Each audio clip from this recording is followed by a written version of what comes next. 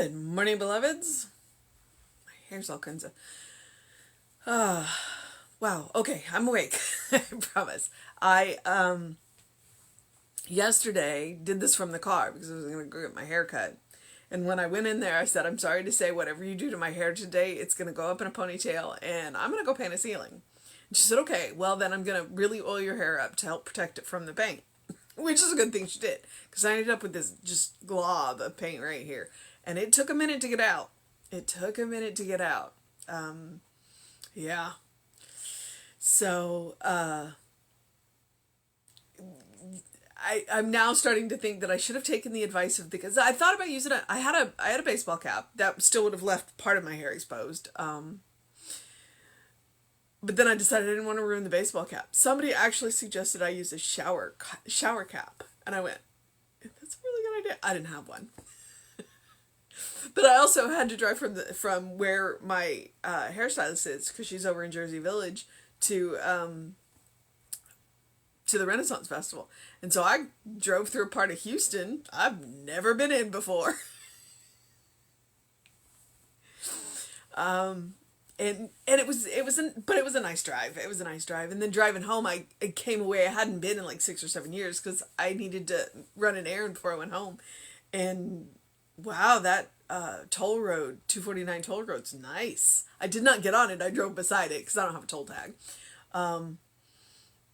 But it was a really nice road. So I was like, all right then. It was a good time. It was a good time.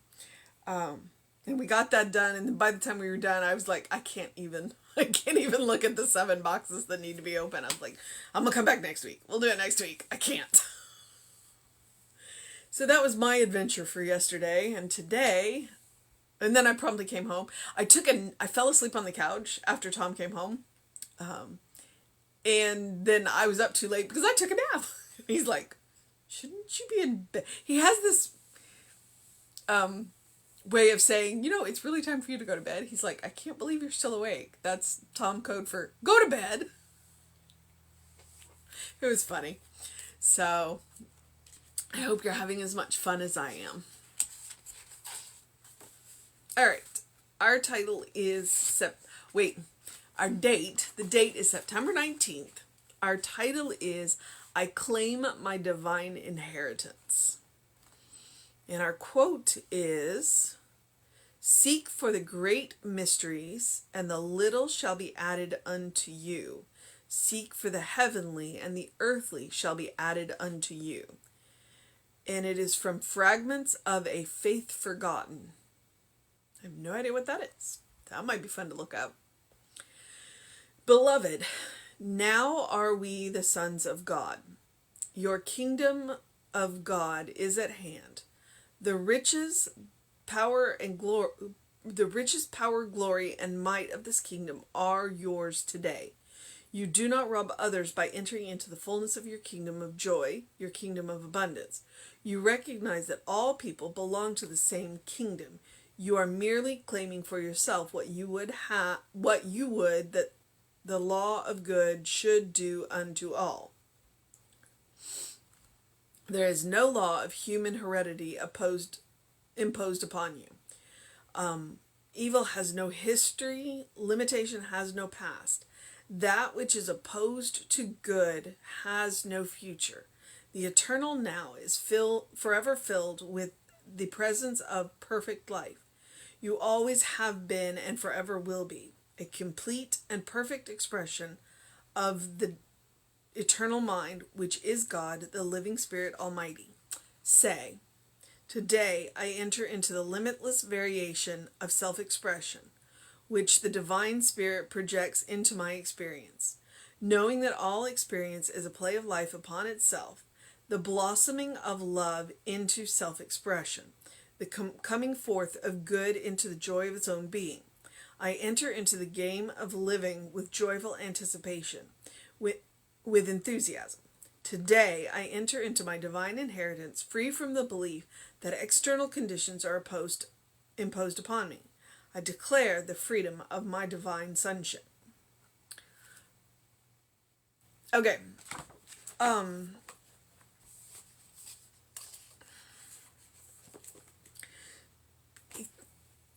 this touches on a very serious topic. And I'm going to acknowledge that I speak from a place of privilege. Okay. And so I want to acknowledge that right on the outset. And the other thing that I'm going to say is, and I see this quote on a regular basis. It is not that we cannot feed the poor. It's not that we cannot feed the poor. It's that we cannot satisfy the rich. Which is why I mentioned the place of privilege, because we talk about abundance and we talk about it a lot. And there are people out there who literally have, nothing. And it's hard for us to imagine. And then we read stuff like this, then we go, well, and we think, oh yeah, absolutely, everybody should have exactly this. They should have this. And it's true, and we believe it, and we're like, and all they have to do is change. No, that's not all they have to do. We have a responsibility in supporting them. And one of the ways that we do that is because, like I said, satisfying the rich. If absolutely everyone entered into the notion of what we're teaching here, abundance thinking, that there's enough for everybody. If everyone entered that, the poor don't have to enter it. What we need to do is get the people who have enough to enter it, to realize that they have enough. And that stuff isn't what they're looking for. That stuff isn't what's going to fill the hole. Because if we could do that, then they wouldn't continue to accumulate the stuff.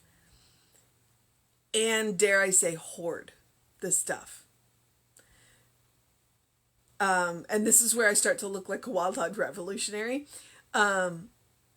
Because that's really kind of what it comes down to. Everybody has a hole in them of some sort or another. All of us. There's not one person walking around in this world right now. Probably. I mean, I don't know all 7 or 8 billion people, but everybody has a hole. And we're all trying to fill it with something. That's what addiction is. It is us trying to fill a hole with something. Be it something addicting, drugs, alcohol, that kind of stuff. Be it stuff. Mine is books. I like to fill holes with books. Because they are my friends and they are my comforters and they're always there. And I would like to tell you the books never hurt me, but that's not true. Because sometimes they do. One, if they're badly written, usually if they're badly written. But so we all are trying to fill a hole. And just level that up and look. And the people who have more than they could ever use in several lifetimes, can you imagine what hole they're trying to fill? So I'm trying to evoke compassion for the rich, because if they could see who they were, then they wouldn't need to hoard all of the stuff. And then we could make use of what I like to call resource management. So when we do abundance work, it's not the poor, and I hate to use that term, but for clarity's sake, it's not the poor that we need to focus on. It really isn't. It's those of us sitting in a place of privilege to remind us who we are and that we absolutely have enough because we are enough. And then we can make choices to make a world that works for everybody. So that's my take on abundance work. And I think that's one of the reasons why I struggle to do abundance work sometimes, because you know, there's so much more. It literally is about changing our mindset. But everybody, literally everybody, needs to change their mindset one way or another. So, all right. But we are all capable of claiming our divine inheritance. So, that is our goal today, to claim our divine inheritance.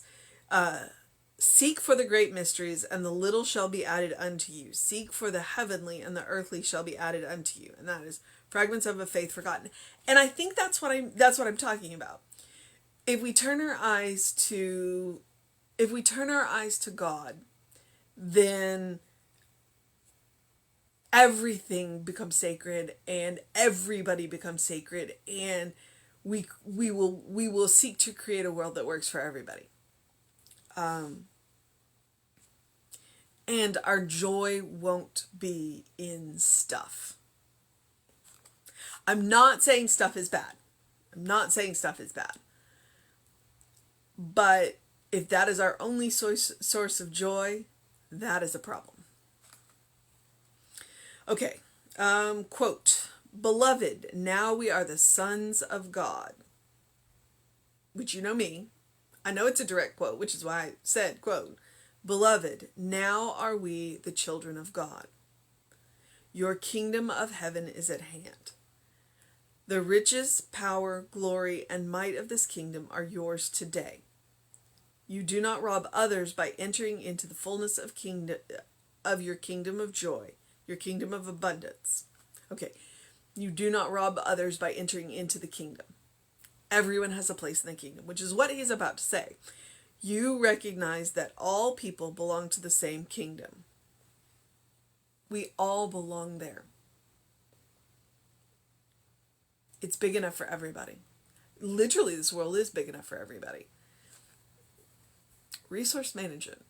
That's my thing. That's my jam. You recognize that all people belong to the same kingdom. You are merely claiming for yourself what you would that the law of good should do unto all.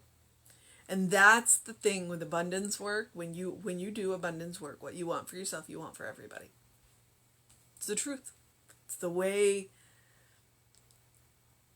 And for me, there's a joy. There's a joy in that. And there's a joy in seeing people win. There's a joy in seeing people happy. There's a joy in seeing people taken care of. There is no law of human heredity imposed upon you.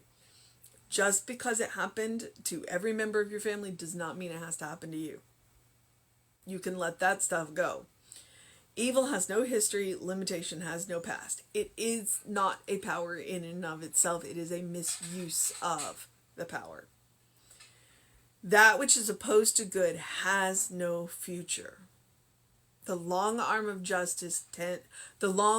nature tends towards justice. That may not be quite the quote, but it is Emerson. We'll get there. Hopefully sooner rather than later, but patience is a virtue. It's just not one of mine. I practice it a lot, though. The eternal now is forever filled with the presence of perfect life. Remember, perfect life is whole, not flawless. It's going to be messy. It's going to be juicy. It's going to be fun. But it's going to be life. You have always been and forever will remain a complete and perfect expression of the eternal mind, which is God, the living Spirit Almighty. All right, so here we're going to enter into the treatment part of this, the affirmation part, the power statements.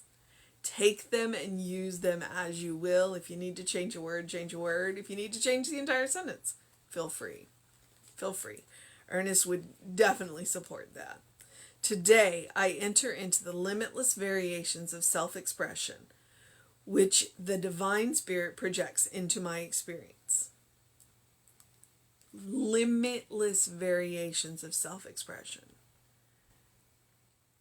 Who you are today does not have to be who you were yesterday, and who you will be tomorrow does not have to be who you are today. Limitless. Try it out. Try it out. Knowing that all experience is a play of life upon itself, the blossoming of love into self-expression, the coming forth of good into the joy of its own being. I enter into the game of living with joyful anticipation, with enthusiasm. I enter into the game of living because I have wonderful teammates. All of the people around me. We're playing a game, and hopefully we're all enjoying it. And when one of us isn't, then the rest of us teammates can get together and go, all right, how can we support you? How can we play this game in such a way that you have more fun? And we can also take a break and go sit on the sidelines for a little while if we need to. That's okay too. Today, I enter into my divine inheritance free from the belief that external conditions are imposed upon me, which means whatever my situations are, I can change them. I can change them. Sometimes the only choice we have is to change our mind about the situation we're in, but when we change our mind about the situation we're in, that in and of itself will start to change the conditions the situation that we're in, change the conditions. It allows us to make different choices. And sometimes that's all we got, is to know that we're at choice and to make a new choice. I declare the freedom of my divine childship. Sonship, daughtership, childship. So our mission today, should we choose to accept it, is I cannot even. Our mission today, should we choose to accept it, is to claim our divine inheritance. And what does that mean? It means to know who we are, to recognize that we are beloved children of God in whom God is well pleased, to recognize that what we want for ourselves, we want for everyone, to recognize that heredity doesn't play as big of a part on us as we think.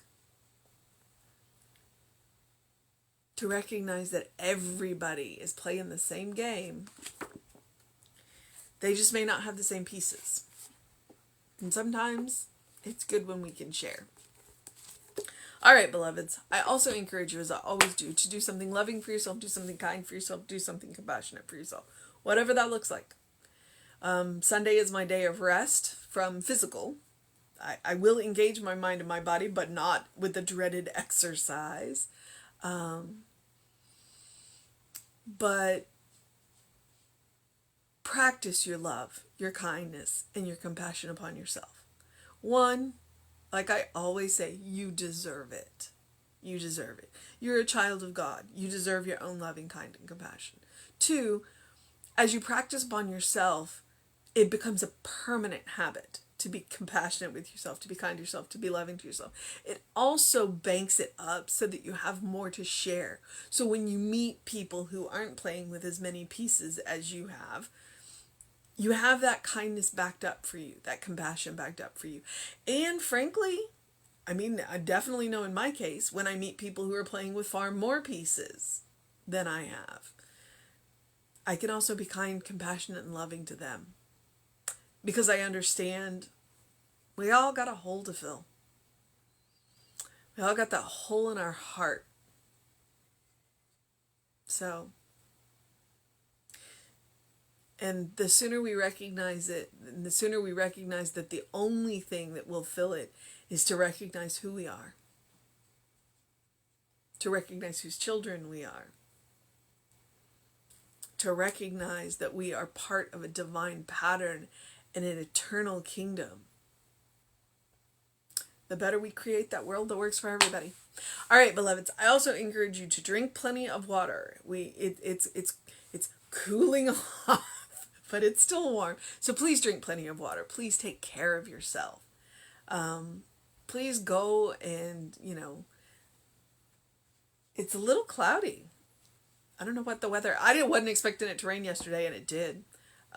It was a nice 5-degree drop in the temperature too, so it was good. But Do what you need to do to take care of yourself. And while you're doing that, please open the windows of your soul. Recognize that you live in the kingdom now. It's all around you. And it is about that breath of heaven. Open the windows of your soul. Allow the breath of heaven to remind you, you do live in heaven now. It's all around you. Always. It does take us being willing to open our minds, open our eyes, open our hearts, open our souls, and see it. And to see it. All right, beloveds. It's Sunday, which means that we will have an amazing service for you right here on Facebook Live at 11 a.m. If you happen to be watching this later on YouTube, then you can go to the Creative Life Spiritual Center YouTube channel and watch it there. Sans music, YouTube rules. Or if you want to see the music, then just go scroll back on the Facebook Live. Reverend David will be on 5 p.m. with you. I should be back with you at 9 a.m. tomorrow. And like I said, check us out on the social medias. Creative Life Spiritual Center is the Facebook and the YouTube. Creative Life Spark is the Instagram. And I am the Running Rev Ryan on all 3. So feel free to check them out. There's a lot of great content.